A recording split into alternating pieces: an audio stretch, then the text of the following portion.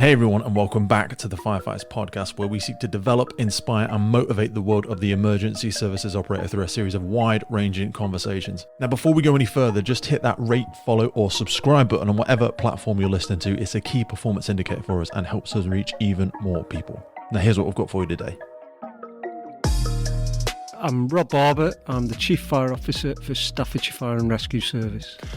If what we created after the end of this was an ideal outcome, what would you want it to be? What would you want people to feel? What would you want them to think when they're listening to it? Either that be your friends, your family, the personnel, people of the fire service. What would be ideal? I think it gives people an insight into the role. It gives an insight into me as an individual. Very often you will only see sound bites of Chief Fire Officers for different reasons, whether that's a political or a strategic reason. And I think by sitting down and speaking with people, you get the true understanding of what Rob's about, what Staffordshire Fire and Rescue Service about, and at the end of the day I'm trying to do a good job on a daily basis. I recognise that the role of the chief, you're not going to keep everybody happy all of the time, but if you explain why, please, some of the people some of the time and all of the people not all the time, can't you? Yeah. I often say, and especially with the sector that we work in, I know I've jumped straight into it there, is that no one comes to work and maliciously tries to do a bad job. I don't think that attracts. I don't think you have to worry about that, because I don't think people of that ilk are attracted to this sector. I don't know where they go. I'm sure they end up somewhere, lawyers, or I don't know. I'm sure there's lots of nice lawyers out there.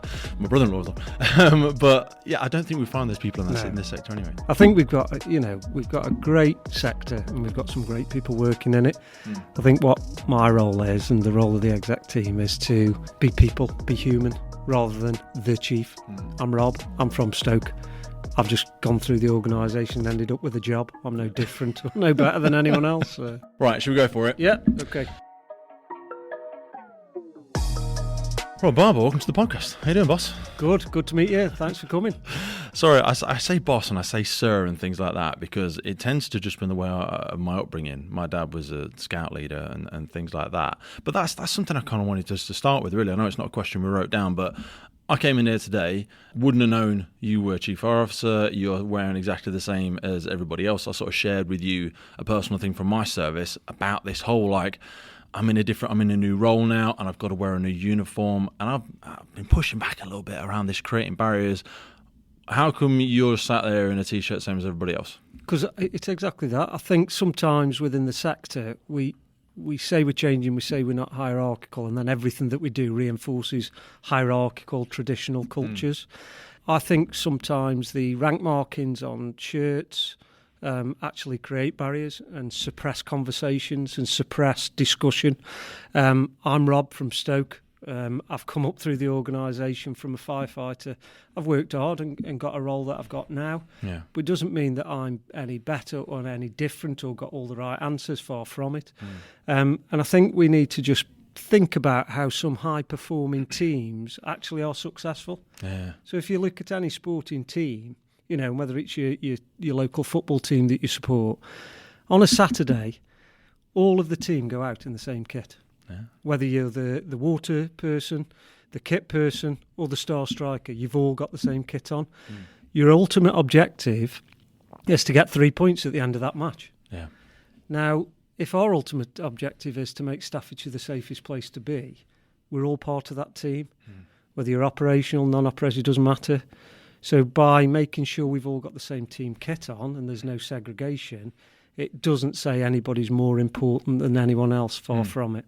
I love what you say there about suffocating conversations or sort of hampering opinion, because there is that sometimes, and you can feel it sometimes when you walk into a room, or when, I'm sure maybe when you've observed people of your position walk into rooms, the temperature or the mood changes, or there's a random silence, or there's a hush or a whispering across the room, and you think, what a shame, first and foremost, but also, what am I not hearing? Not as in is there a secret, but you can probably become delusional about what you believe your team, whether the sports team, your service, your company, your organisation, what you believe it to be. And if your role is to try and steer the strategic objective, but also if your role is to try and set the tempo for the culture, if you don't know what the culture is, how are you even part of it? If that's the case, and that's where I feel it's probably not fair on a lot of leaders of organisations, and certainly chief fire officers. If we are creating that big void, how can we ever expect them and this is not, I'm not sympathising with senior leadership all the time, right? But how can we expect them to understand the issues if we keep changing who we are when we're around them? Yeah, and I always think of the old Emperor's New Clothes, you know, and that's what, if you're not careful, that's the vacuum. You look great. The vacuum you can fall into. You know, I just think there's deference to rank a lot of the time, and I don't want that. I'm not getting the ground truth. I need to understand the organisation, warts and all. Don't just tell me the good things. I need to understand the things that are impacting individuals on a daily basis. Can't say I can solve all the problems. I'm not trying to be an heroic leader, giving everybody all the answers.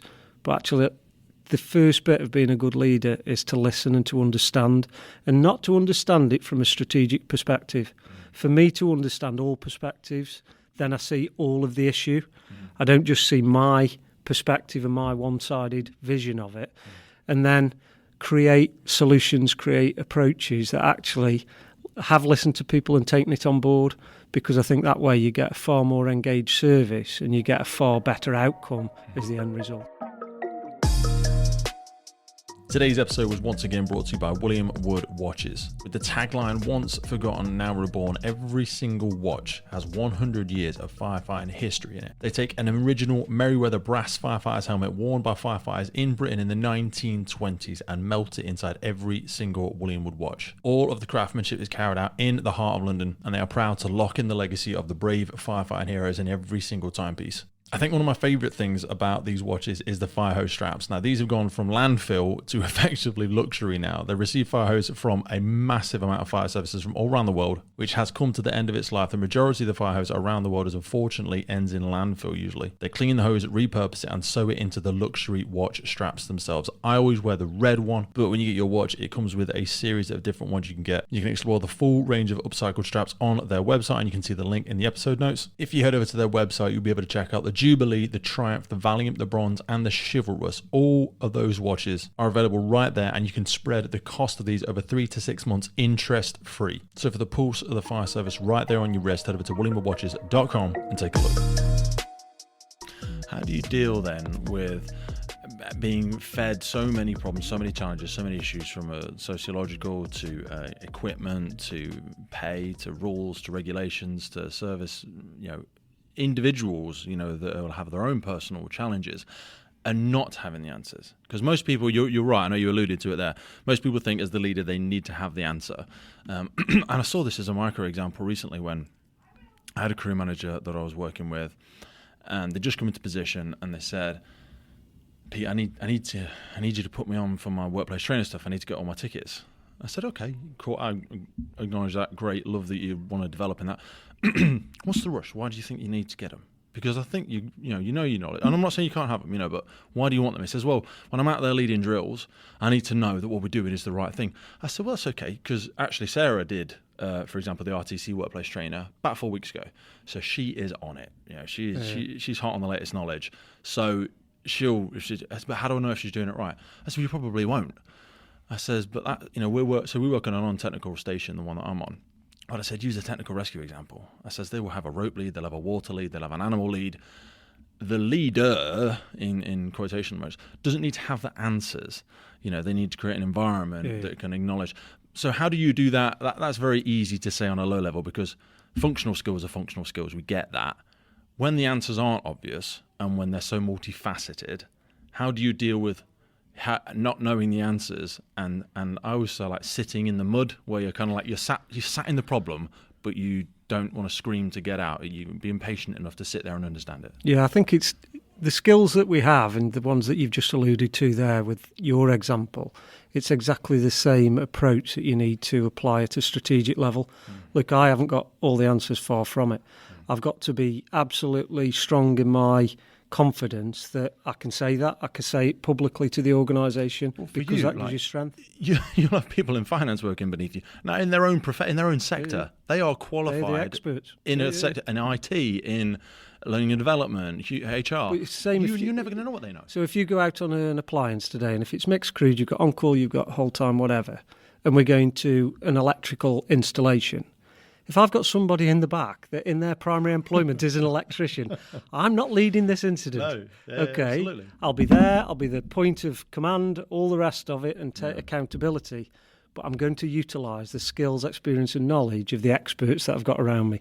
And that's exactly the same as I do on a daily basis with all of the strategic decision making. If it becomes me and me alone, that's a dictatorship. Yeah. And we've known what happens under dictatorships previously, don't we? So we just need to be able to, as I say, have the confidence to say when we've made a mistake, have the confidence to say, I haven't got all the answers, but utilise the skills, knowledge and experience throughout the organisation at all levels in order to progress the organisation to be the best we possibly can be. When we look at the, and again, this is just something that's just come to mind, the sort of grey book, green book analogy of, because example, someone working in finance. Now, historically, I remember, you'd have been around for longer than me, but there were times where we'd have group managers or others from a firefighting background who would be leading that section. And I think at times it's probably cost us a lot of money. It's probably cost us, and we don't want to. Well, we don't want to take away all of the opportunities for ground level firefighters to progress, but also we do want to get the diversity of experience from all the other sectors. Where does your mind sit in that balance? And maybe even just from a personal, not from this. I know it's hard to delineate the differentiate between the two, between your role in Staffordshire, but where do we sit in that? Because it reassures me, actually, certainly my role now in our headquarters, when I sit down with somebody that I know is a sector expert, I feel more comfortable in deferring to them. I feel like when it's a bunch of firefighters sat around together, we'll get to an answer. Is it the best one? Probably not always. We need a few more experts in the room sometimes. I'm fully committed to putting the round pegs in round holes. Yeah. And as you've said, I'd rather have somebody that's qualified as my head of finance rather than somebody who's come up from a firefighter position and maybe got some qualifications but isn't a sector expert. I think that diversity within the organisation is really powerful because they bring so much more into an organisation.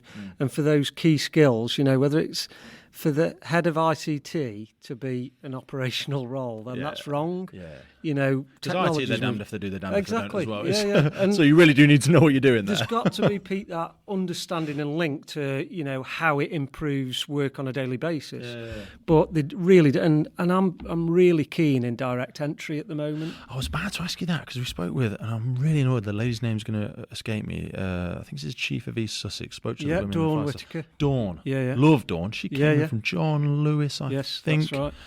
Really interesting lady, author. She's going to come on the podcast, big on neurodiversity. But anyway, she's a great example of someone that can come in and really embrace the culture. Has she been there from firefighter ground up? No, we know she hasn't. Does it diminish her ability to lead the service? I don't think so. I've had very limited interactions with her. But yeah, you were saying about direct entry. And I think, I'm on the board of the direct entry project. I'm really committed to it because I think at the levels that we're looking at, station manager, area manager, and then above, I think it'll be really positive for the organisation. We've got to be able to, for those people coming in, put a very specific development programme in, make them understand the stresses, strains and reality of the firefighter role. Because if they haven't got that, they could make some very strange decisions in the fullness of time. Yeah. So that's all been developed. But I do think that we can bring expertise in terms of the other parts of the role. And you have to remember, the operational side of a strategic manager is a lot lower than as a firefighter. So 100%. Why should they be doing 90% of their development around ops? They've got to understand it, but they don't need to be competent in it. I think there's something called, it might be called the Peter Principle, actually, where we reach a level of optimum ability, and we've got to be very careful not to get promoted beyond that. And I feel like there's a really narrowing pool of talent in the UK Fire and Rescue Service, with the greatest respect to operational personnel, but like the difference between those that are willing to progress, and again, there's lots of ways to progress, but in this analogy, I'm just talking about vertically through an organisation, and those that perhaps should.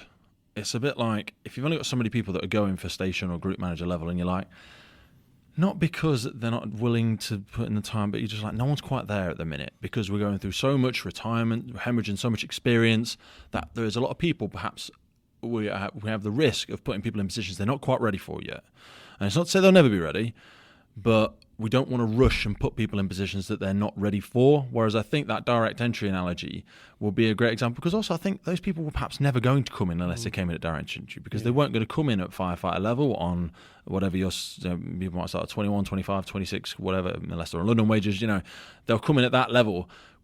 Only it's not going to attract certain aspects of talent that, versus I think the only one that might be a sticking point is the station manager level, because I don't think people will disagree at group and other strategic levels, because they are a little bit, I think your ability to make a decision that may directly impact the well-being, health, well-being, life of a firefighter is more taken away. And please correct me if I'm wrong, because obviously I'm not at that level. But if you're at station manager level, you could be on instant ground making a decision where that might be a factor. So that's maybe the only one that worry people. I don't know. But what's the difference to the military doing it? I totally agree. Okay, they're going out and killing people, defending our country, and it's worked for them for many years. The key to it is the development programme that they go through. Let's not think that, because I've been on a station for 15 years, I've got 15 years of experience, that makes me better than someone else. Far from it. I could have had 15 years of really poor experience, which I could be sat in a nowhere station as well, 2 calls a month. Exactly. So I think we need to look at the individual, the values base of the individuals, the skills that they bring, but also the skills that they've developed outside of the sector, because that's the way you change the sector. Otherwise, we are all institutionalised, no matter how open-minded we think we are. Bias. We are. Yeah, and we see things through one lens. 100%. So to bring a number of different perspectives, a number of different lenses in, will strengthen the organisation. I get it, and I get why people might be concerned about it. I'm concerned about it, because if it goes wrong, it's me who's sat in the dock answering some very difficult questions. But I am absolutely assured that the programme that we've delivered and developed will make sure that those individuals are as competent as anyone else. Now, I want to get back to some of the stuff I was planning to ask you. You were appointed CFO in October. I've written down October. Was it October? Yeah, October 21. Yeah. October 21, right in the middle of the pandemic. How was it, coming into... Because you're kind of a little bit like a wartime general now, because you came in... You didn't come in during peacetime. Not like wartime, maybe a bit of an exaggerated term. You came in and it was already in a very uncertain time. A lot of people were worried financially, emotionally, physically, things we didn't understand, lots of unknowns. What was it like coming into it? Because not the ideal time to come in. It was difficult. I was the deputy for 5 years in Staffordshire, so I knew the organisation really well. We had a real difficult time through the pandemic. We lost a crew manager to COVID in the first lockdown. So it was a really unsettling, very difficult time for the organisation, and to manage everybody and everybody's well-being through that was a tough time. So I don't think anybody did it 100% right. No. We were all learning, learning on the fly. We have our own quote-unquote risk assessments for similar-ish things, but it was very much like, what feels right versus...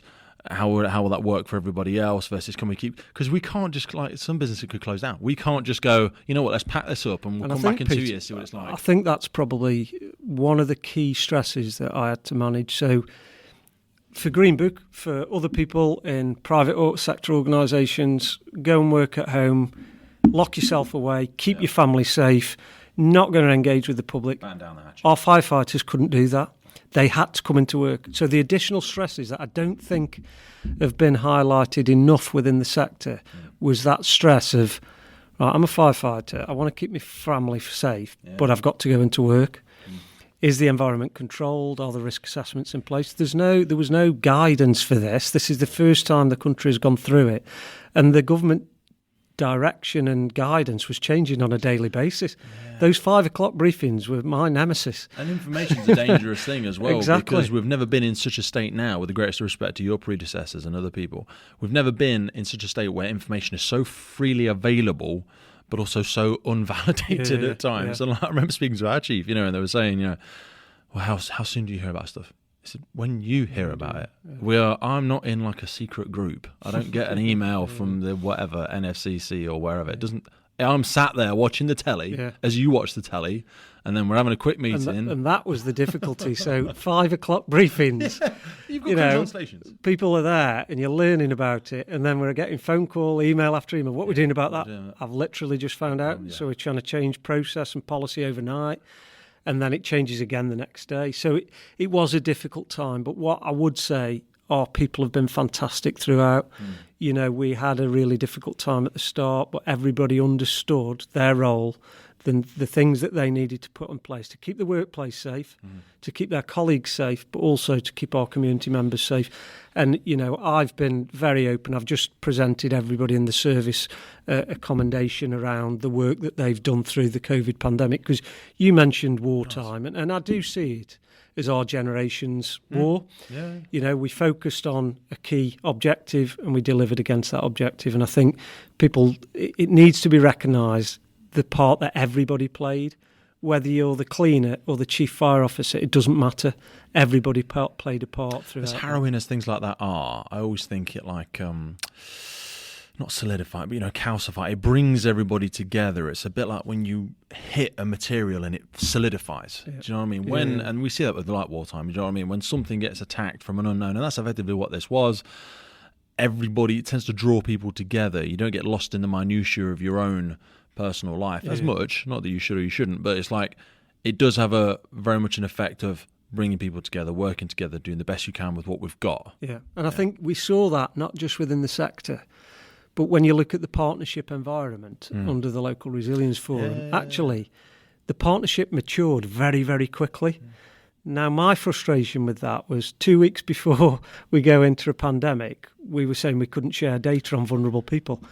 All of a sudden, we're sharing all the data. Now, I'm saying if we can do that in a time of crisis, why can't we do that in a time of peace? I want to try and grab onto as much of that as it goes away as well, because we had a gentleman, Chris Selleck, on the podcast, and he did a 6 months comment into one of the ICUs, intensive care units, through the COVID thing. And I know lots of different services, like some have driven ambulances, some have done vaccines, all that sort of stuff. I love the American model where, I like to see that we're all on one team, we're all working together. I'll be honest, I respect the police, I love the police. I'm not super keen on us adopting too much of their stuff because I think it's really scary. But I see us being very closely aligned to a lot of the work that the paramedics and a lot of medical staff do. So when we started doing that, I was super keen on it. I've done the workplace training stuff with our trauma for ages. So I love to see us do that. And I know it's a union thing and perhaps it's not right for you to comment on it, but I'm like, I don't want us to lose that because like you say, during the pandemic, it was fine for everybody to do it then. Why can't we keep doing it? And I do think the work with health is a fundamental part of where we need to go to, because we do it anyway. Because if we go there and there's no ambulance, as long as we're going to do everything. We're not as good as them. But if we've got the right training, we've got the right equipment, and we've got the right oversight and assurance. We don't want to be fully trained paramedics. We've got them out there, but what part in the health structure? Where can we make the most impact? We are a rescue service. It's a different type of rescue, and we just need to flip our minds a little bit. It's a big spectrum between us and a fully fledged paramedic. Exactly. People look at it very very sort of 1 and 0. Very but binary. Just treat it like it's a big spectrum. Where do we want to sit on that? Treat it like any incident you will go to today. Yeah. We're not going to solve the entirety of every incident that you go to. You can stop it getting worse, and you can stabilise, and that's what we need to think about. Because those people are at their time of need, and I think we can play a massive part as a sector to stop them getting worse and to make sure we make an intervention. We know the complexity of the health system that's broken, and ambulances waiting 15 hours outside A&E. We can't solve that, but we can play a part. Yeah, 100%. Now, I wanted to ask you, and we sort of alluded to it earlier, around recruitment and about the balances between on-call, because I think about 60% of your staff are on-call. I was on-call for 10 years, absolutely loved it. I think I'm probably going to go back and do it again if the watch manager that's there moves, not because I dislike him, but I would go back to do that role there because I loved it, absolutely loved it, and there's a richness of it. How do we keep things like recruitment? Because historically in my service, it's always been, I want to say from UK-wide, from speaking to people, it's really hard to recruit on call because they tend to be in areas of lower population sometimes, and it's hard to get people in, cost of living's going up, and. How have you managed, because the 60% is a lot, so it's a big part of your organisation. So what are you doing well that other people can learn from, or how are you doing it? Or I don't think we're doing it well. I think it's a 1930s, 40s system trying to operate in 2022. Let's be realistic about that. Yeah. Society's changed massively. Families that live generation after generation in a small rural village doesn't happen anymore. We've got a transient workforce. So we need to understand that. But our system has stayed the same it was in 1940. Yeah. So we need to look at that. We also, because of the reduction in demand, operational demand, that creates another issue because people join thinking they're going to run into burning buildings every day, saving babies. It doesn't happen. No. So when people come in, put the life on hold for 120 hours a week, can't go out with the kids, can't do the shopping. It used all to the feel rest like supervised visitation, you know, and I used to have to go and sit with my parents with my kids because I'm like, I've got to stay on call, and like you say, it's a massive. But then they're not getting called sacrifice. out. Our attrition rate is about 3.5 years, so really? I'm not getting payback on the investment we're making. So we've got to do things different. Yeah. Paramedics is about 5 years, which I think paramedics has started dropping as well. But you have to look at it and think, right, how can we do it different? And I do think by increasing the variety of the activity, so the stuff we've just talked about around health, working with partners, also changing the way in which we mobilise. So currently, if our pump goes below 4, we'll only go out to small fires. Well, actually, I know How many can you ride with? Sorry? How many? You said? We can go down to 3 for small fires only. Yeah. But so same as a lot of tactical response vehicles. Yeah. But do they ride a normal appliance with 3? Yeah. But look at different things. If you're going out to falls response, for example, 2 people can go out to falls response. 2 people can actually go out on one appliance to a makeup because it's not the appliances that deal with the incident, it's the people on the appliances. So rather than looking at mobilising by appliances, look at mobilising how many people you need to the incident. And I know I've been on incidents many times where an extra pair of hands would have been really, really useful. So I've got 2 people that are sat 10 minutes from an incident that will never get mobilised, but I'm happy to wait 15 minutes for 4 people to come. Yeah. Well, those 2 people could have mobilised. Another 2 people from another, and all of a sudden I've got the 4 people. They're there in 8 minutes rather than 15. So I think we just need to change the way we're looking at that. We've changed the way we recruit as well. We used to do exactly the same as the whole time, but people who are on call for us now can transition to whole time quite easily because I see that as try before you buy. We know the individuals, they've been delivering. Some have done whole-time contracts. Well. We're invested in them.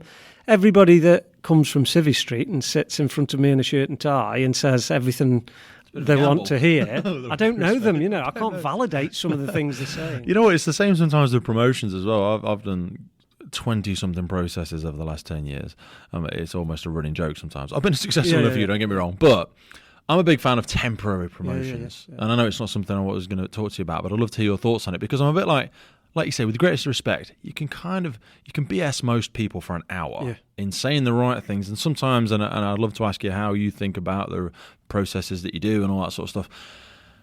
A lot of stuff is, I have to come up with a metric so it becomes a tick box exercise. In some services, not saying that's your service, but once you're in the job, if I then go, oh no, you're nothing like what you said you were going to do, man, so, trying to get somebody out of a job is almost nigh impossible. I'm a firm believer in we need to change the promotion process. An hour and a half, presenting to me and talking to me or whoever's running the process doesn't give a true reflection of the individual. We get some people that chuck the hat in the ring for whatever reason. Yeah, well, they just go, well, I'll tell you what, I might as well go for it. But they perform really well on the day. They get the role and then revert to type the very next day. Yeah. So, I'm just playing with an idea at the moment about you do a gateway. So a few, simple tasks that gets you through the gateway and then you're suitable for promotion, but you have then... Like pools? Yeah. Well, not like pools, because I think everybody's on pools. So, say Pete and Rob have both got through the gateway. Mm-hmm. So Pete and Rob are now given a project that they have to deliver over a 12-month period. They have to write papers to boards. They have to do all the finances around it. They have to do a trial, a test, a pilot, call it what you want. That is your promotion process. Then at the end of the day, yes, suitable for promotion or needs further development, etc. Then the next time a job comes up, you get put into that job. It would be far more robust way of looking at an individual rather than a snapshot. And look, I've been through processes and I've absolutely flunked them because I had a bad day on the interview. Yeah. Does that mean... White hat syndrome's a thing. Well, and everybody goes through it, and I think we lose some really motivated individuals by putting them through that very intense process of an hour to an hour and a half, and they put themselves under that much pressure. They're not the true selves, and I've seen it recently at strategic manager level. So it's happening all the way through, but what do? We carry on the same hamster wheel, expecting a different outcome. Don't repeat the same thing and expect a different outcome. Understood. Run it again. Yeah. Do you ever do things like 360 feedback and Yes, stuff in your service? yeah. You do. Thank God. So there's not many services I speak to that actually do it. I'm sure lots do it. There's lots of services I haven't spoken to.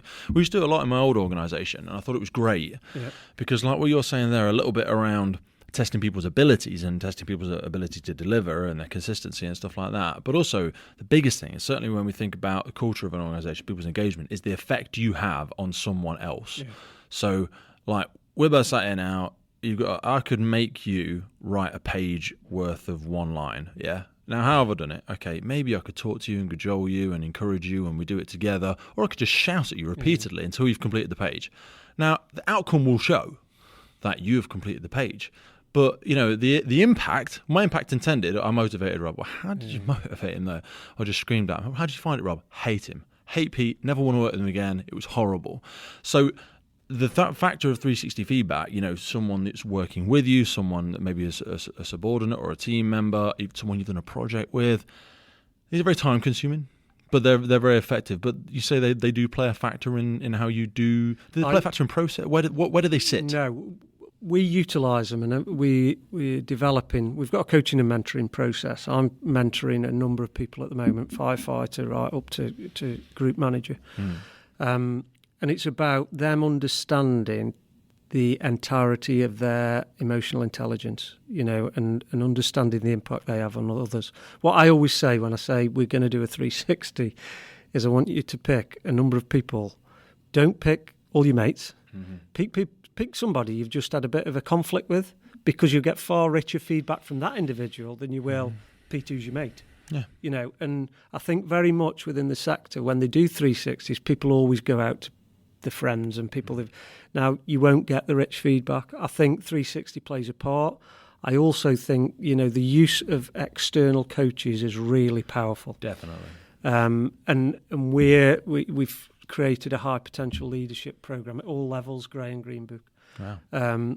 It wasn't brilliant in the first year, but the second year is going to be really useful. But the engagement of an external coach and the feedback I've had from the candidates has been fantastic.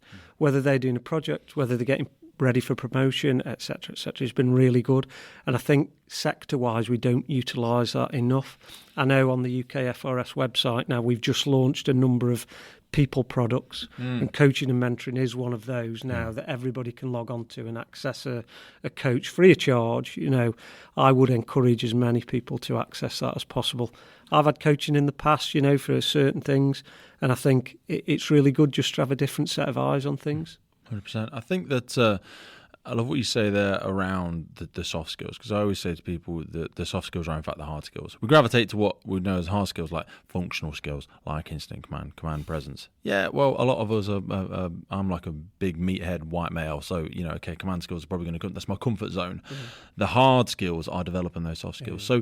So how do we develop emotional intelligence? They always say the subtlety between obvious and oblivious is only very small, and for some people you're just like, how can you not see the effect you're having on other people? How do you give them that awareness? I think it's difficult. You've got to have strength in your own convictions that you're doing the right thing. Sometimes the difficult conversations people will shy away from. It's very easy to do. Now, you're not being true to that individual. If somebody's talking in a room, but then everybody's talking about them in the corridor, you need to be the one that goes and sits down with that individual and say, because half the time people are completely, as you say, oblivious to the impact they're having. It's almost made 10 times harder as well, because then when you do that, they go, well, no one else has said that, Rob. Exactly. And you're like, well, I know no one else has said it. And you don't want to start going there. Yeah. You go, no one's said it to your face, but everyone's thinking it. And you're like, well, maybe don't say that. But, it's difficult for them because so many people have just avoided that and conversation. It's the same, isn't it, man? If you end up in a discipline with somebody and you've got a whole 5 years' worth of fantastic appraisals because somebody was scared of having the difficult conversation, you're absolutely taking the organisation's legs away. Yeah. And we see that time and time again. So it's about developing our supervisory managers to be able to understand that it's the right thing to do. If you nip things in the bud really quickly, you don't end up in an employment tribunal. Kill the monster while it's small. Yeah, exactly. and we don't do that. But then you look at the development programmes we put people through, heavily weighted to incident command, all the easy things in my mind. Because it saves lives, Rob. That's what we do. Exactly. It saves lives. Yeah, I know, but lots of people are leaving because you're not treating them very nicely. Yeah. And then the culture, right? The culture in the organisation is all of that. Yeah, that stuff. And actually, if you make the culture stronger, our ability to perform on the incident ground will be stronger as well, because we'll be seamless. And so, going back to the first point about why we don't wear rank markings, actually, if somebody doesn't feel comfortable saying, Rob, I'm having a real difficult time and these are the reasons why, I'm never ever going to hear about it. Now, if they can't say it to me is one thing, but if they can't say it to their line manager, that's a real issue. And by creating that open environment, the safe environment where you can have really honest conversations, you'll get a better culture. It takes time, and some people won't like it, but 10% is always going to be that issue. Yeah, and that's, again, we work with a whole bunch of lovely, rich individuals that have come from a different upbringing. Do you know what I mean? But a lot of what we're talking about here is a little bit like parenting as well, and I'm certainly not a perfect parent. I doubt you are either, but I don't think anybody is. In that, if your kid's exhibiting a behaviour that you know full well, someone in your life is not going to like that. Don't do that. You'd be doing them a disservice if you didn't go. My daughter Lily, sometimes she'll do stuff, and I'll be like, "Baby, don't do that." Why? Because I know you think it's funny, or I know all you wanted to do there was tell me that you knew the right answer. But what you did is you interrupted your friend when she was trying to talk. Yeah, and I know you just wanted to impress me, or you knew the answer, but I was talking to her, wasn't I? Obviously, that's a very silly micro example, but the easy thing would be to go, absolutely right, you're great, that kid didn't know, you're amazing, and their kids are going to hate them. Yeah. They're going to hate them, and it's the same, with our. And I think we lose some of that. We put a uniform on and think, but go back to that childhood bit. The frustration I get sometimes is your kids, when they're young, they're dead curious. Dad, why does this happen? Gets knocked out of them when they come to school, because they're then looking at the school's targets and all the rest of it. The curiosity goes. Now, we've got to think about that happens when we put this uniform on. It's just a different uniform. It's not a school uniform, but it's different. And I want to get back to, getting people being curious, asking those why questions, and actually the senior leaders being happy with that. If I go to watch visits and nobody's challenging me, I know I've got it wrong. I need them to be asking, because you're damn sure that outside of me being there, they will be having those conversations around the mess table. So let's have them with me. I'm not precious. As I've said, I'm just Rob from Stoke trying to do a good job. Now, by opening up the conversation, we get a far richer picture of what's going on and what's causing a firefighter an issue, or a member of support staff an issue on a daily basis. I need to know about those. If I don't know about them, I can't do anything about it. Yeah, because with all the greatest respect, I'm throwing all of these ingredients into the mixer, and what I think is coming out the other end is this. If I'm coming around the other side of the machine and you go, it smells horrible, it stinks, I'm tasting it and it is not good, and you're like, wow, because honestly that was not my intention. All the people I'm stood with around the other side, we feel like we're doing the best we possibly can, but if it's not good, then we need to open it up, we need to get into the gubbins. Please help me understand. Be part of the solution. Be part of the solution. I always say to people, be an objective contributor, and what I mean by that is, like, don't just be objective for the sake of being objective. Don't just throw stones for the sake of throwing stones. Don't come to me with a problem without a solution. I'm not saying we're going to go with yours. I'm not saying it's the best. I'm not saying it's the worst one. If it's the only one, we might go with it and at least trial it. But don't just be objective. Not recreational negativity for the sake of it. Do you know what I mean? Some people just want to moan because it's like a sport to some people. It is a sport, and you're just like, what would you do? It's above my rank. What do you mean it's above? I don't get paid enough to solve these problems. The problem of why the food's horrible, or the problem of why the kit doesn't work. Just ask you for an idea, mate. If we're at home, what would you do? Well, if at home, okay, what would you do to solve it if you're at home, though? Because I know you said you just solve it, but what would you have done to just solve it? You know what I mean? It's having those aspects to it. Yeah, and engaging with the workforce. Just engage with it, yeah. Just listen to them. So. You were all, as everybody else was in the UK, visited by HMI very recently. We are due to have Rob Wilshire on in next month. I think he's coming on the podcast. Really fascinating. Really looking forward to asking lots of questions. How did you find the experience? Because it was jarring for some.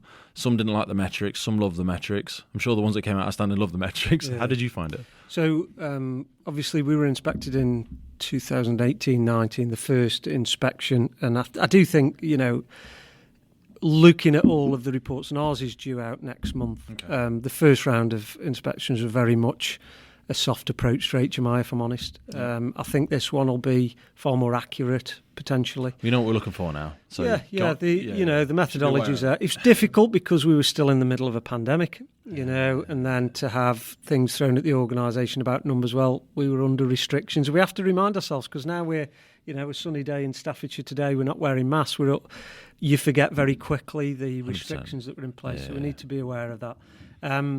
Some good bits out of the first one, but when you get an outstanding for culture and values, there's only one way to go from there, and that's down. That's a scary thing, isn't it? Frustration bit. That would worry me a little bit. But equally, through a global pandemic, the impact on culture is huge. Yeah. So we need to be aware of that. Yeah. Look, what are you like at celebrating wins? Maybe you personally. Yeah, we should celebrate success. I'm terrible at it. And I think as a sector we're really self-deprecating. I think because like a Western world, that British mentality, isn't it? It's not good. And I'm really keen to. We did a bit of a cultural review last year. Went out to 46 face-to-face briefings, virtually, and the feedback was people like to be recognised, staff recognition, but they don't want a glitzy award ceremony. We used to do that many years ago, and they didn't like that. It became very headquarters. Knowing how people like to be rewarded, because some people, like you say, on a watch culture, it's like some want to be clapped on the parade. Yep. Some would prefer, hey, man, I saw what you did today, I really appreciate it. Just a one-to-one, because you'll embarrass some people by calling them out to congratulate them. After this, Pete, I'm going to present a couple of long service awards at station, because some people don't want to come up to the awards ceremony at headquarters. Now, it's their medal. Yeah. They can receive it however they want. It should be via a representative of the Queen, but the Chief Fire Officer can do that. So I'm going to do it because they want it with their watch, with their colleagues on their station. Because it sounds harsh, but they're the people they respect. Yeah. Some people don't want to be a thank you from a group manager they've never met, but if their watch or their team or their own chief, they're like, no, I really appreciate that. Just over a cup of tea and we'll have a chat. And so we've got to listen to people. So there's no point me doing the culture review and they say, I want this, and I do something different. Yeah. So it's just about engaging with that, but also understanding that different people will want different things.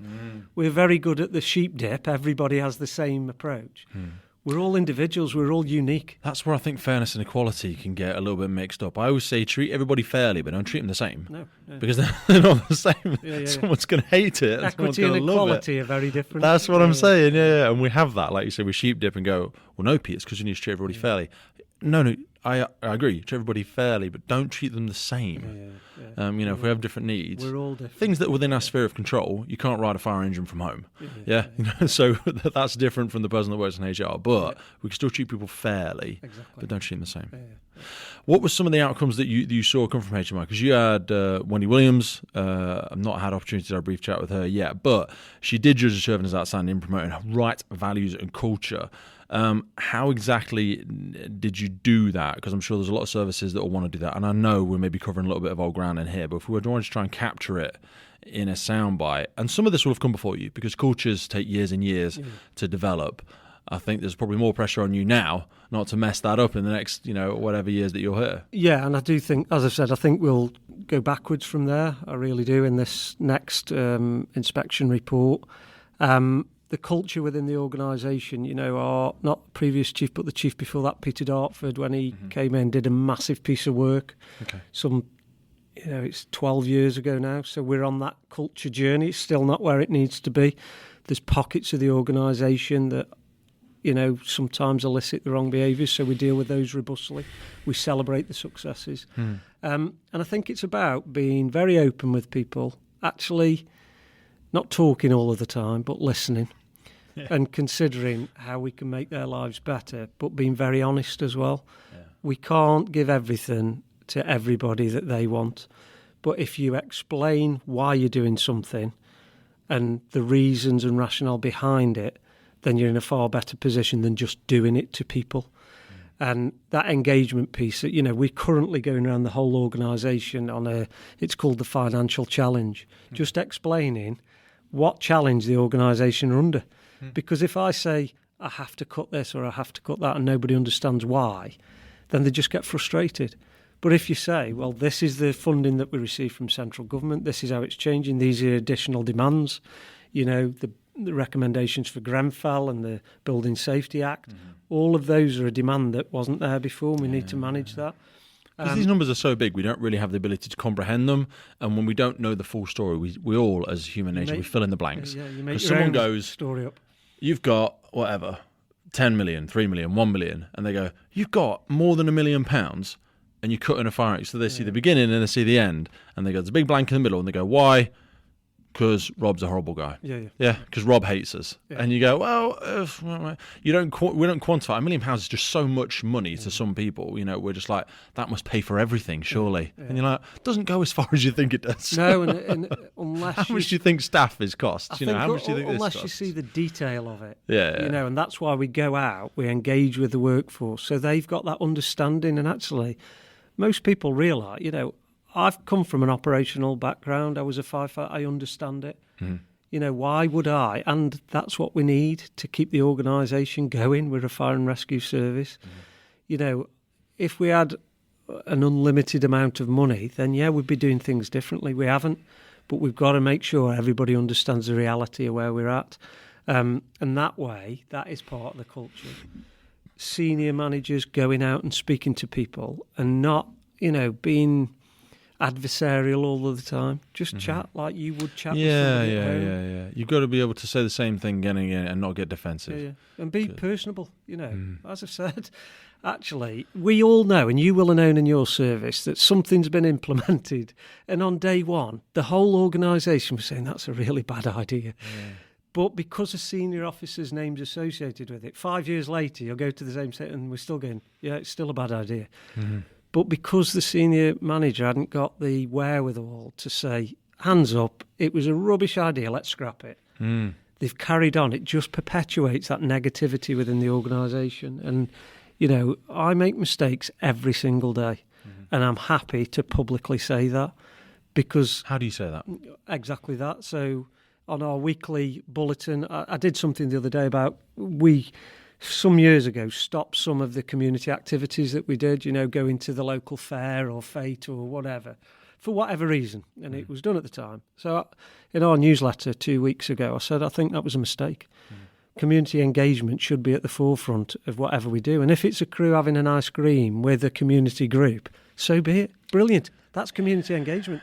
Yes, you haven't stuck a smoke detector. Some of that's very intangible. That's the problem. I'm working with our engagement team at the minute as part of some of our community ambassadors and trying to help them because we've got to have a metric, Pete. And I'm like, well, what about if we just had something like number of times you've been? Did you go in person or was it via the phone? Did you speak? Even if you spoke to the same person 4 times, we tend to do a smash and grab, which is like, go, give us an address. Whoa, hang on a minute, you've just met me. But my question to you on that, Pete, and I went to a really good lunch and learn event with the new head of the Muslim Council of Great Britain. Firstly, complete change. All previous incumbents had been male. Okay. She's a female. All previous incumbents had been 55 plus. She's in her 20s. Really insightful individual. So I asked her about, why can't we get more people from the Muslim community come and join the Fire and Rescue Service? She said, Rob, you've got a great value proposition, the Fire and Rescue Service, but you're really crap at marketing. I said, let's dig into it a bit. She says, well, you only ever come to us when you want something. And she said, if you think about how you build relationships outside of work, and we've all got them, haven't we? The phone number that goes on your phone and think, they want something again. Yeah. That's how the fire and rescue. She said, you'll knock on the door to the mosque when you're recruiting. You'll leave some leaflets, and then we never see you again. That isn't how you build a relationship. Why don't you get the people together, just share food? Have a meal at the fire station, or go into the mosque and have a meal. Don't even talk about the fire service. I think the police, actually, as much as They're they don't do far everything better. great, they're so much better at this. You see a couple of them standing outside the mosque, and like for us, if we saw a fire engine stood somewhere, people out of an old mindset sometimes would go, just stood around, what they're doing. Or if they're just talking with a few people, how many leaflets did you hand out? We're just there. We're just talking. We're just the metric can be, is that an engagement tick? Yes, you've got it. Is, yeah. And if you have 10 engagements, I'm happy. Yeah. Because actually, that is your community. They are the risk within the community. The building, is one thing. But actually, buildings don't self-combust. It's when you put the people inside the building exactly. that's the issue. So why don't we build the relationship with the people?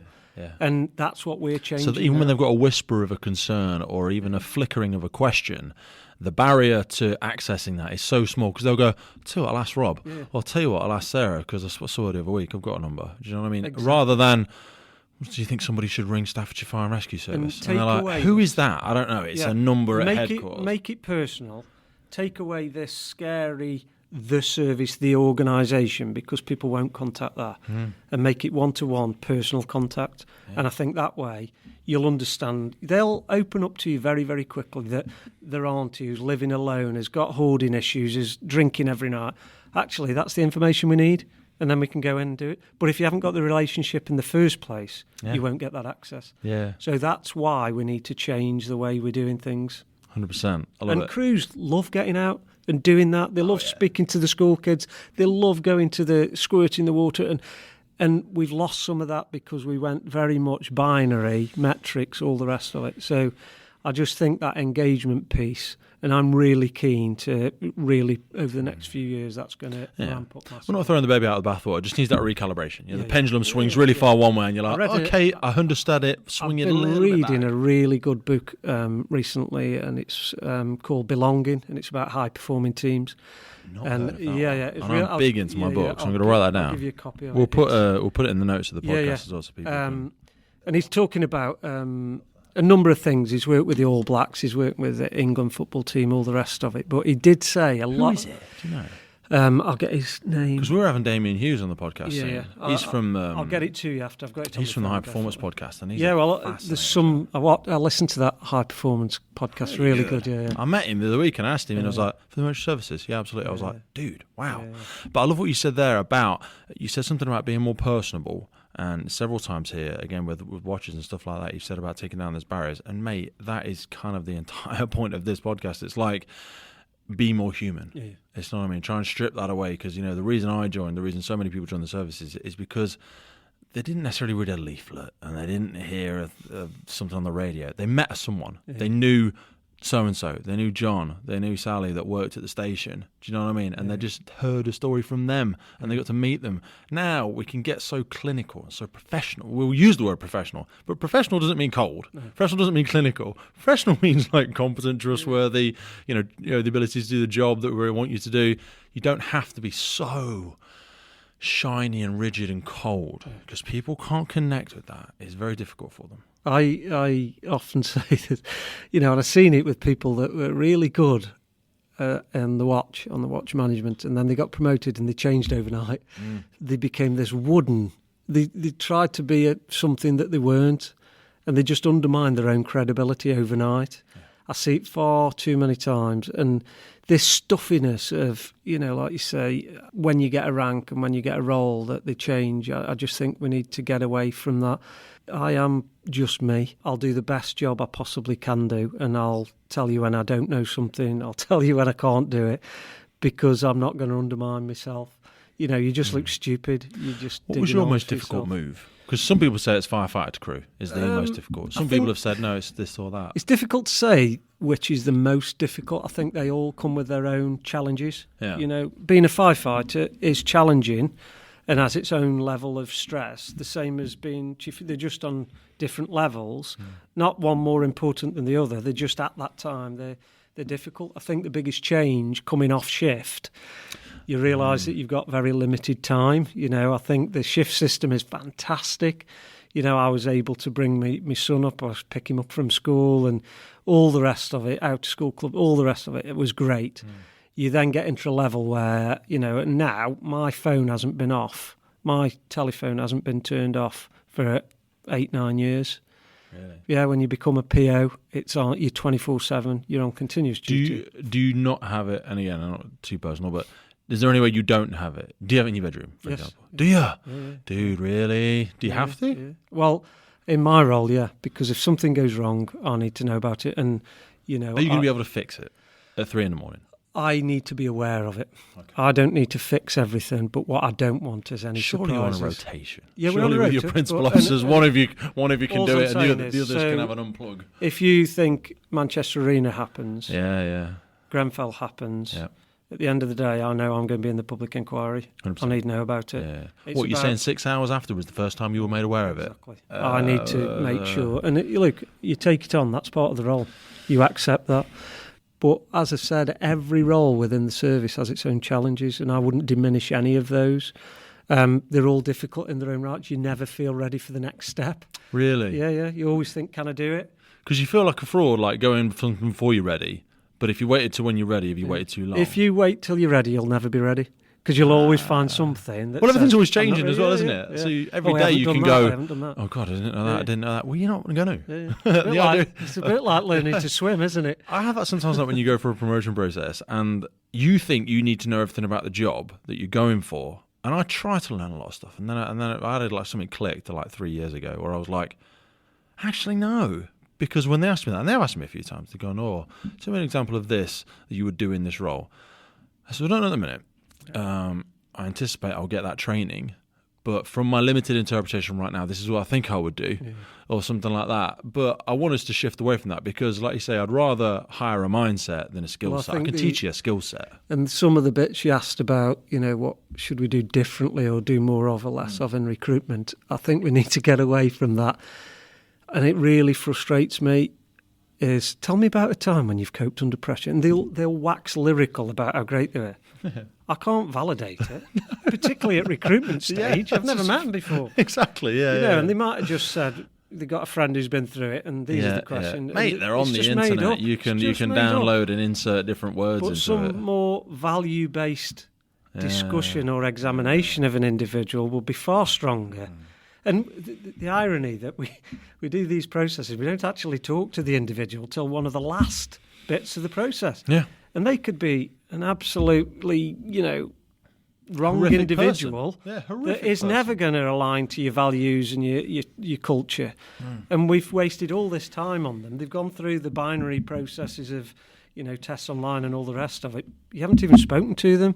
So surely we need to flip that round and just have a chat. I've done some great pieces of work for organisations, and even one of the organisations I actually worked for when we used to run recruitment processes there, we would still do like team building games. There was like a plank game where you had a certain amount of time to orientate these things, and some people do different things about building certain things, and I think they're great examples because it's to see which member of this team that you don't. Some people all think they need to scramble to be in charge of it, but I think that some of the best ones are like, who was the person that started the stopwatch? Yeah. Who was the person that went, 10 minutes is what we've got, right, so I'm going to start 10 minutes.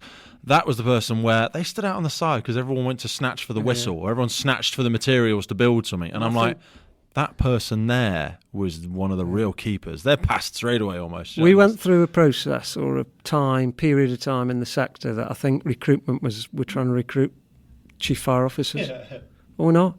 We need a good solid base of firefighters, crew and watch Tell me about the structure of the UK Fire and Rescue Service. I have no idea. Nor should I. I'm not applying to be a firefighter. Doesn't matter, And, that strong base of people that want to be firefighters for the next 30 years, that's great. Yeah. That's fantastic. Don't diminish that. No way. And I think some people have looked badly on that. Well, no way. Without that strong group of individuals, we've got no organisation. Society's built on them. We've got no organisation. That is the organisation. 100%. Don't diminish it in any way. What made you want to join?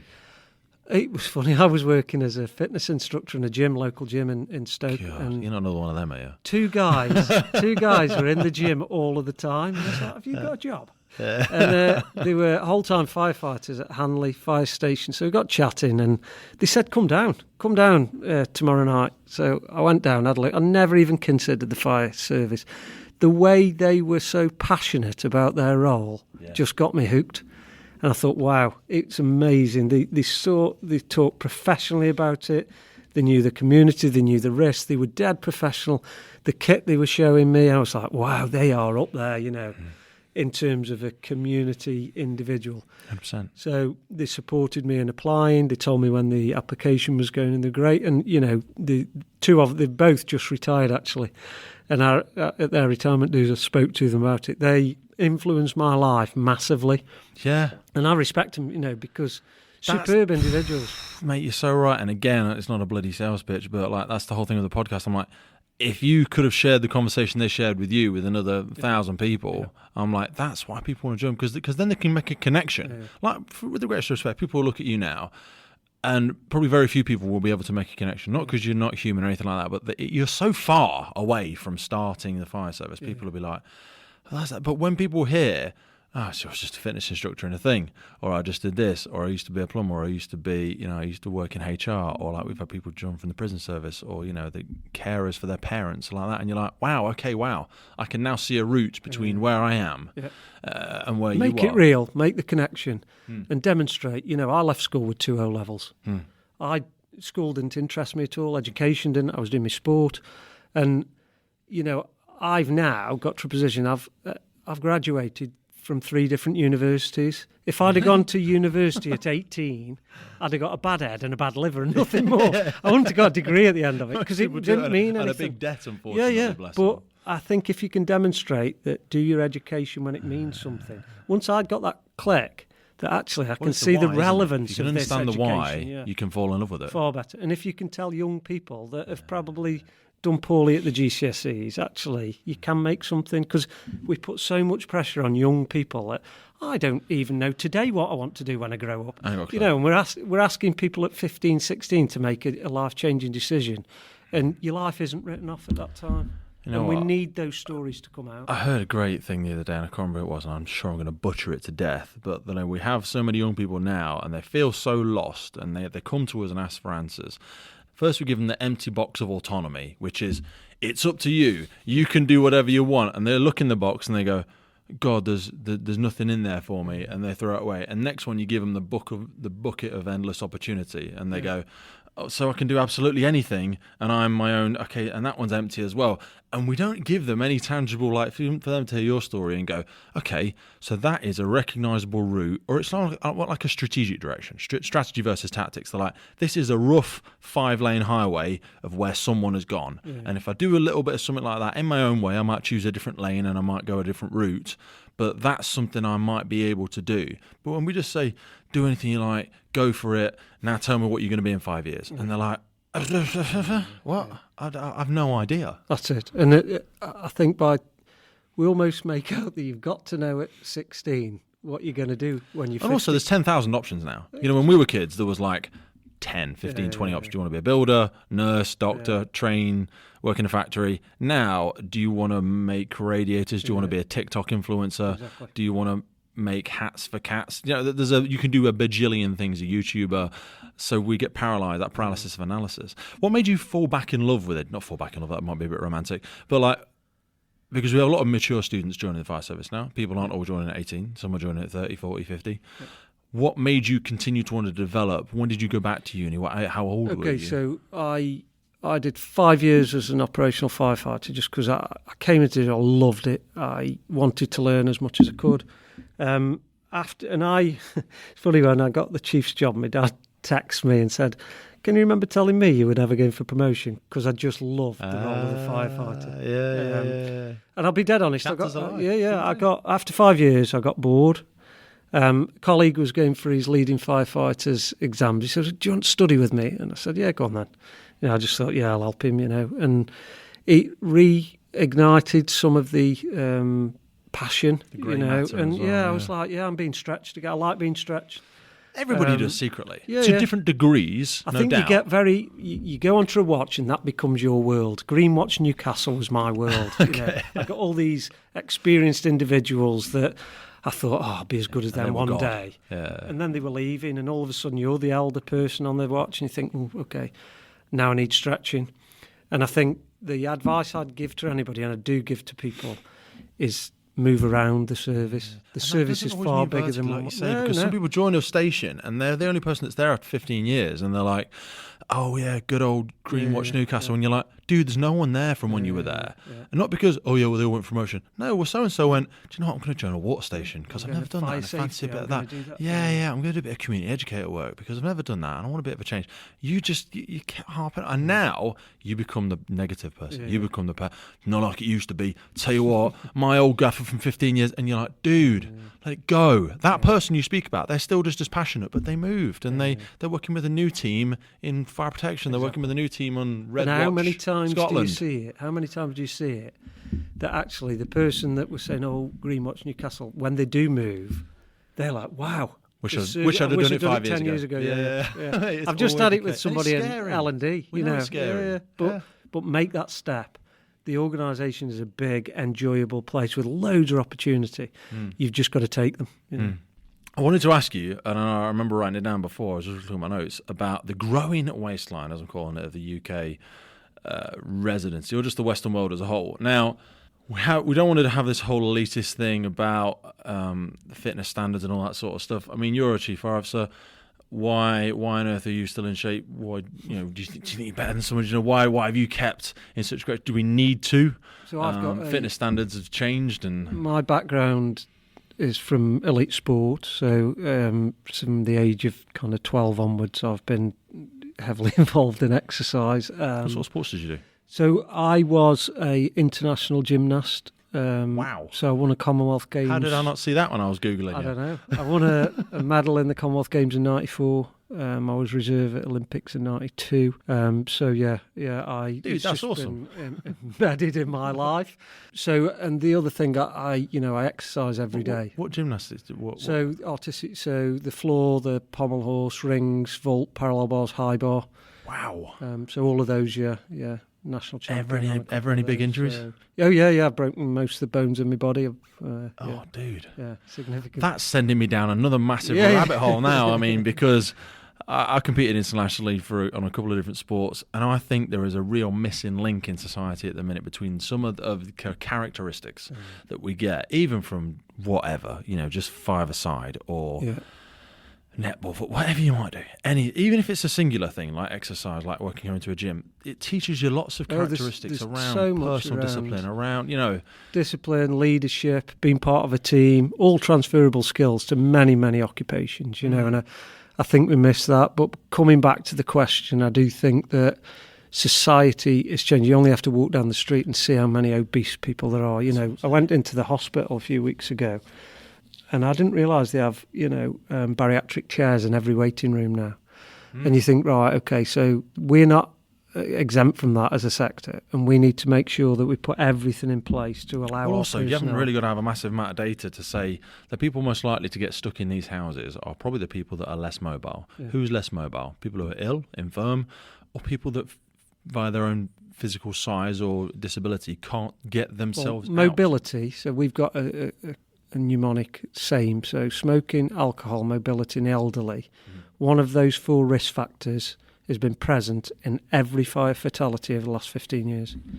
Now, what we need to do is look at each of one of those as the root cause of the incident. Fire is very often the symptom. So we're looking, how can we influence and impact upon those root causes rather than just treating the symptom and putting the fire out. But our workforce needs to equally think of fitness as a lifestyle choice. Well-being is How do we encourage that and not be elitist, though? I think you have to put the facilities, we put gyms on every station. We give people time in the working day to be able to allocate all of the staff? Yeah. I mean, at the end of the day, this room that we're in at headquarters is going to be changed into a gym. Yeah, because beautiful equally, the headquarters here, if anybody's never been, is gorgeous. Yeah, it's lovely. It's a lovely place. It's like a beautiful run up to it. It's a great place to work. It's a really nice place to work. But for all of our support staff should be able to maintain 100%. their health and well-being. There's no, as I said, they're still part of the team. We should be able to give access to this. People have this assumption, and again, why I think the fire service is so great. People think it's the same for all emergency services.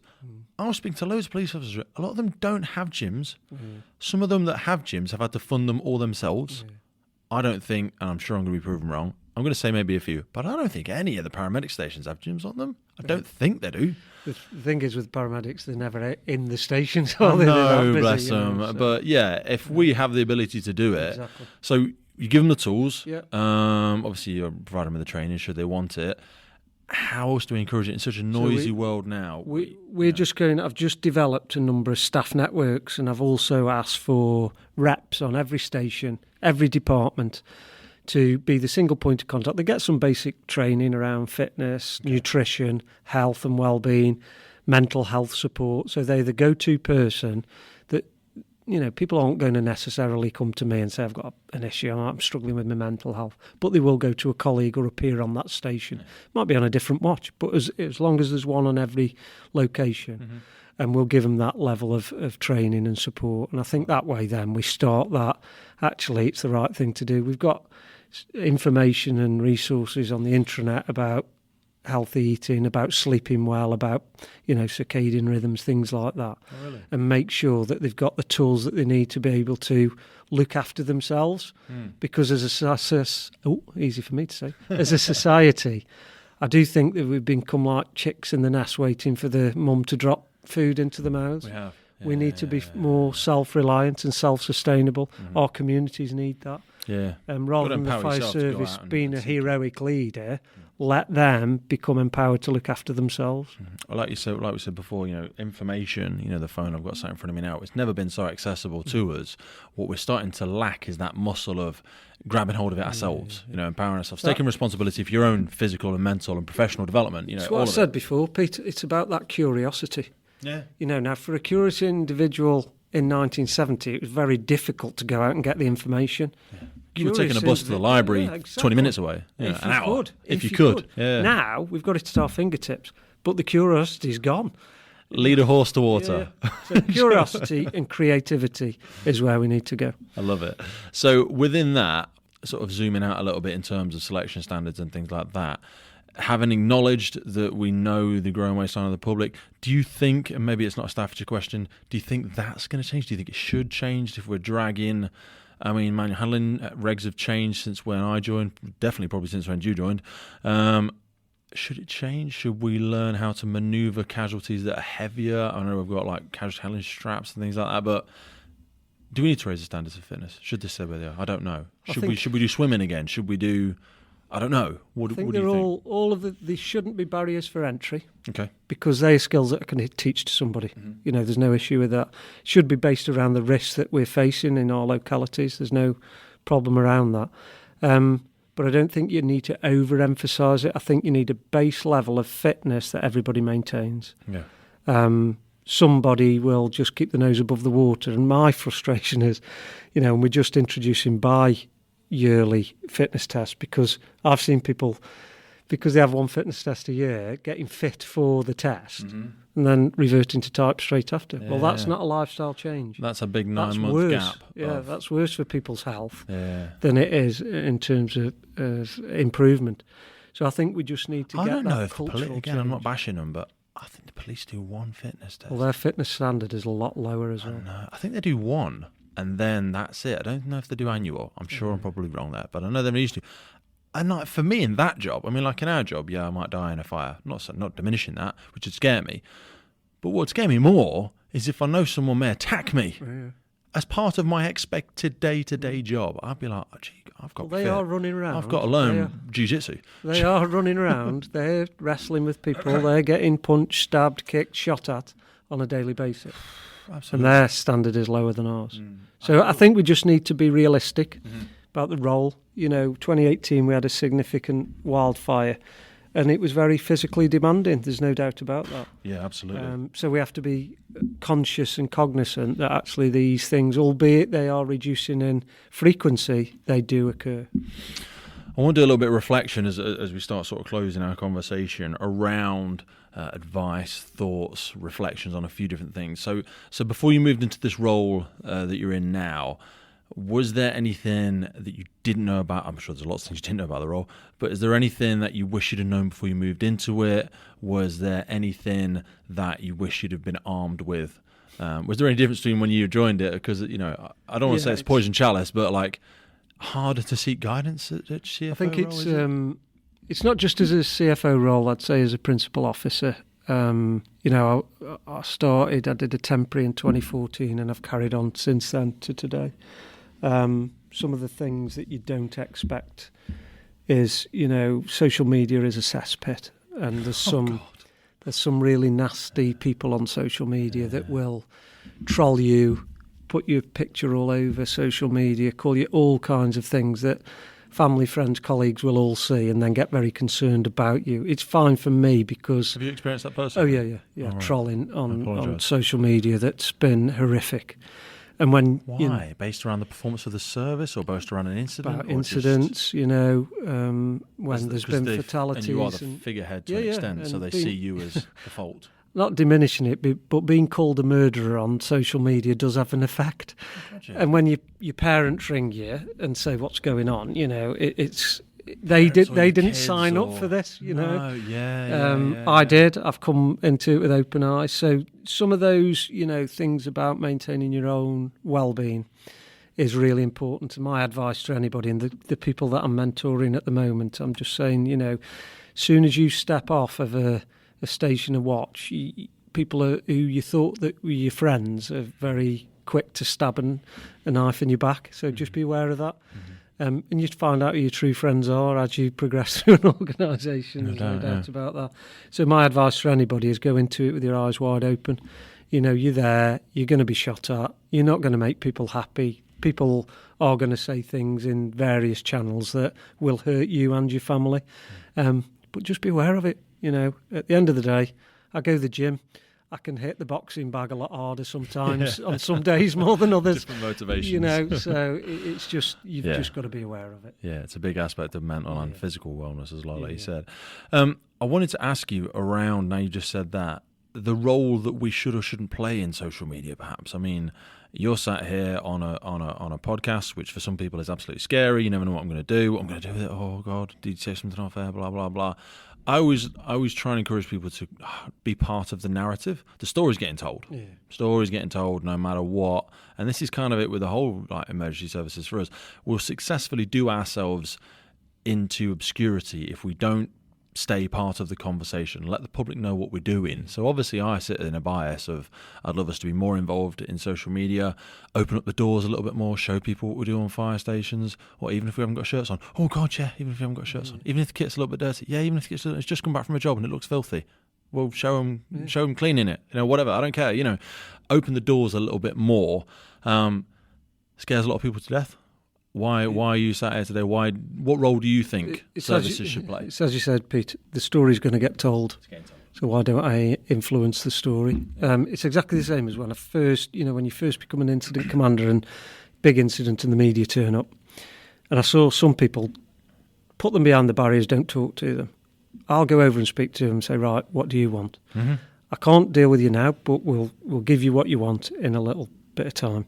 And I think if I can influence that, then I'll do it the same on my day-to-day activities. Yeah. People will put stuff on me, social media, people will do things, so I'll be involved in it. The accessibility to the service should be there. Do it in the right way and control it as much as you can, because that way you can influence a little bit. Yeah. You're not going to solve the problem, but try and influence it. That they can be your best friend, or not be best friend, but they can certainly be your worst enemy. They just want their 30 seconds. Yeah. Go and talk to them, because otherwise they'll go, oh God, I've got a job to do. They're not talking to me. I'll tell you what, right, I'll talk to the public. What have you seen? Don't know, I've just seen firefighters stood around doing nothing. Yeah. Fire seems to be getting bigger, and I don't think they're doing something with water. It doesn't look like I've got enough water. Oh, yeah, local public say the fire service haven't got enough water. Yeah. Go and talk to them. Explain. I remember seeing one, in fact, it was the service I was part of. They had some YouTuber, really famous YouTuber, had been to one of their stations. I don't know if you ever heard about this. And they'd gone up to the station, recording it, obviously, and nobody was there. They knocked on all the doors. I think the crew were there, but nobody there. And they went through the bins because they were just doing a community thing. They were like, hey guys, we're here at this station. Let's see what the fire service do. And they came knock, went through the bins and said, oh, there's some of this stuff here, some of this stuff there. Well, it looks like the fire service don't want to talk to us, but stay tuned for blah, blah, blah. And it came out and they sent a link in their corporate newsletter. and said, if you're approached by it, do not engage, blah, blah, blah. And I'm like, why? If I'd have seen him, I'd have opened the door and gone, hello, mate, you all right? And even if they'd have gone, oh, God, we're about to get thrown off. How you doing, mate? And just ask him, have you got work and smoke alarm, buddy? Do you know what I mean? And he goes, oh, we're just one of the, cool, do you want to come and look at one of the fire engines? What do you want to talk about? And we just need to give people the support and the tools to be able to deal with that in a professional manner. Yeah. Because I do think, we've had issues. Did you ever look at the block bridge agenda? Sorry to interrupt you there. No, there's a great media training tip, and it's such a small thing, but it's such an easy one, which is block bridge agenda. Oh, yeah. And I always say to people, when they say, what can you tell us about the 7 deaths at Staffordshire's latest job? And you go, well, that sounds like a question for the Chief Fire Officer. But what I can tell you is all of our crews are trained to deal with those sorts of incidents. So we are prepared for an incident like that, should it happen in the future. Block, bridge back to your agenda, straight back to your strategy. Block, I think that's a question for so-and-so. That's probably a good question for the strategic manager. That's a good question for UK Fire and Rescue. So just say that. But what I can tell you is, because I want to tell you something, what I can tell you is we're trained, we're prepared. What I can tell you is we actually get trained in mental health. What I can tell you is we've been out training this morning.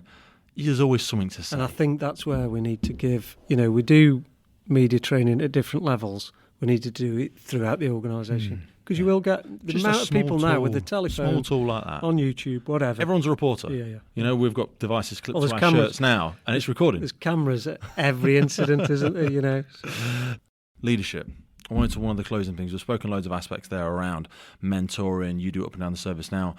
From great leaders that you've worked with in the past, and maybe things you try and replicate in your day-to-day role, or things you try and encourage. What are some of the greatest characteristics that you've seen in the leaders that you've worked with?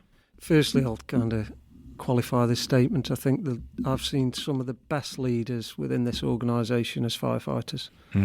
Not with the rank on, but they've got, how I call it, they've got the dressing room. They're credible. They listen to people. They take the time to understand their team. And actually, they are some of the best leaders that I've seen throughout the organisation. Some of the worst leaders I've seen have probably got some scrambled egg on the shoulders. I'll be dead honest. So I don't think it's necessarily the role that you play. I think the key characteristics for me are taking time to understand an individual and actually care about them.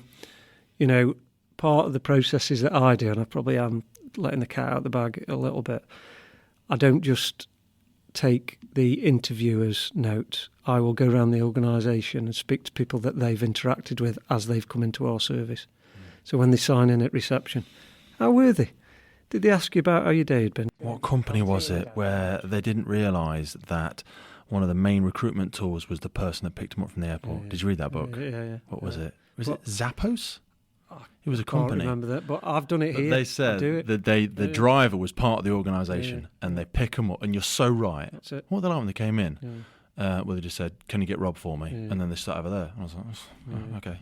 They're not personable. They're not. It's how you treat people that there's no reward for it. Yeah. Do you know what I mean? And that's why I think the great leaders, and we've all had them, haven't we, that we've worked for or worked with, and I think you can see it a mile off. Are they credible? Do they do what they say they're going to do? Do they take time to listen and understand and care? They're the people that actually run the organisation. They're the glue that sticks it together. It's not me. It's not the executive team, far from it. We're just a few people. What's that? I forget what it was. Not Ikigai, that's your own purpose. But there's a Japanese analogy where it's like the threads that run through the organisation, and you'll have them. Do you know what I mean? Like you say, the people that you speak to at firefighter level, the odd crew commander here or there, or the person in comms, corporate comms, or the person at workshops, or the person in HR. Those cultural, I was calling like cultural architects. Yeah, they're advocates for the service as well, aren't they? Irrespective of their rank or whatever. And whenever you see them, you're like, "Hey, how's it feeling?" And they're like, "Oh yeah, X, Y, Z." And you're like, they will tell "Dude, you. Did you see that thing?" And they're sitting here, "Yeah, mate, I saw that. Right, you came across really badly." Yeah. They'll tell you the truth. Yeah, They'll tell you as it is. Honestly, that didn't land. Don't dress it up. And I always say, I'm not precious. Yeah. Don't think you're going to upset me. Just say what you want to say, because I think that way you get the true reality of what people are feeling and thinking. I wanted to ask you, because you made a great point earlier around moving away from the frontline services, and it actually speaks both to myself, not working in a frontline role as such now, but also some of the incredible people that we have that are non-operational staff. How do you stay motivated when you are not directly interacting with the public on a day-to-day basis, or is there ways to stay motivated with the purpose of the organisation when you're not frontline anymore? Yeah, you can look. I'll make sure I turn out to incidents, and I'll tell fire control that I'm going to an incident, whether I'm needed or not. Firstly, it's making sure that the operational crews know that I'm there to support them, have a chat with them, help them. I went to a serious house fire that had spread the other day, and I knew that the officers in charge were struggling and were a little bit stretched, so I just turned out and gave them a hand. Went and checked lofts and things like that, get back to basics, because I need to understand the reality of the job today rather than thinking at it through a lens of 15 years ago, because I need to make decisions, or I am making decisions that are impacting those individuals on a daily basis. So if my reality is somewhat warped, then I wouldn't be making good decisions. So about regularly going out to stations, we have a system of watch visits. I'm going to one after this today at lunchtime. Just making sure you engage with them, understand what they're going through, because yes, I've got stresses as a chief fire officer, but equally they've got stresses on a daily basis. No one's more important or less important than the other. I think it's just taking time to engage and be honest and talk, explain. They'll explain their position, I'll explain mine. We know we're not going to agree with everything all of the time, but at least we understand each other's position. And I think that way you're in a stronger position and it influences the culture. They call me Rob. I was christened Rob. I wasn't caught christened boss or sir. So let's have that open conversation. Doesn't mean that there's no respect. Yeah. Far from it. I respect them. And, equally they respect me for the role that I do. And just make it, we're just people. We're all people. And as you said, I think everybody comes to do a great job every day. And nobody comes to be malicious. One or two might. But the majority of people, the El Pareto rule of 80-20. Yeah. I think in the fire service it's more like 90-10. Yeah, 100%. And sometimes if you're working in the 10% all of the time, you can think the whole organisation is like that. Yep. You have to lift your head up, get out there and see that 90% of the organisation is fantastic and want to do a good job. I love that. Over a long career, is there anything you wish you'd have spent less time doing or more time doing, or like a piece of advice you think people should ignore? Yeah, I think the bit that you should ignore is that bit I talked about before, that one watch, stay here for the rest of your career, it's great. The organisation is massive, got loads of opportunities, go out and grab them and be curious of what's out there. I think the things I'd spend less time on as an individual is worrying about the small stuff. At the end of the day, we can get very stressed and concerned about the small stuff, and we sometimes have to put it into perspective. I just supported a colleague that unfortunately passed away 3-4 weeks ago, who... He had a brain tumour, terminal brain tumours. His outlook was unbelievably positive. I thought, wow, if he knew what was going to happen, but I sat with him in his garden and he was just saying, just think about, put it in perspective. Sometimes we create the little things into massive things that aren't massive. And I think we need to reset ourselves sometimes. We've got an individual that's... been tragically injured in a training exercise. His life changed overnight, but he is the most positive individual I've ever met. Wow. And you think if he can do it, the little things I didn't need to worry about, So it's all about perspective and reality. Some of those Stoic principles as well. Yeah, I always think of like a Stoic reset button. You start getting so insular, you start getting wrapped up in your own world, and you just need to keep banging that. I hit that reset button. Probably 10 times a day. Yeah, you've got to. Yeah, you've just got to. It's okay. Yeah. I just wandered into my own self-importance. Yeah. Right, reset, zoom out. Yeah. Okay, the world's not over. Exactly. The sky's not falling. Everything's not about to go upside down. I wanted to ask you proudest moment in the job. I know you probably only pick thousands, but proudest moment in the job if you have one. Difficult. I do think, I've been asked many times, what are you most proud of? I think it's the people. The people in our organisation, we have some fantastic people, and to see people that have come into the, I was in learning and development, and to see those people grow as individuals and make a great career, I think, we do that as an organisation. Some of the bits when we look at people who've been on our Prince's Trust programmes, that, I did a celebration for the Prince's Trust the other day, And these individuals, before the 12-week programme, couldn't come out of their bedroom because they were that anxious. Wow. And then they stood up on a celebration of success, doing a presentation. I think, wow, we're not that bad of a service. If you've influenced a young people like that, and they'd gone on, they'd got a place on a college course, they'd got a part-time job, I thought, well, job done. This is what I'm saying about the roles that we have the ability to play in our community. We've got a lot of skill sets that we don't realise we have. But we're in a privileged position and we don't see it. We don't see it a lot of the time, Get wrapped up in ourselves. Yeah. We forget how much more we've got able to offer the communities. Yeah, dead positive. Rob, I love that, mate. Thank Brilliant. you so much for your time. Me too. Great to talk to you. I would love to come back and spend some more time with the organisation at some Anytime. point. But thank you for that, my friend. Anytime. Okay. The Firefighters Podcast is a global podcast seeking to develop, inspire and motivate the world of the emergency services operators. Through a series of wide-ranging conversations celebrating those within our sector, we seek to encourage and support this incredible group of people. It's brought to you by myself, operational firefighter Pete Wakefield, and I speak with individuals from all walks of life who I sincerely believe can add value to or develop those who have chosen this life path. Please support your emergency services wherever you are in the world, and thank you for listening.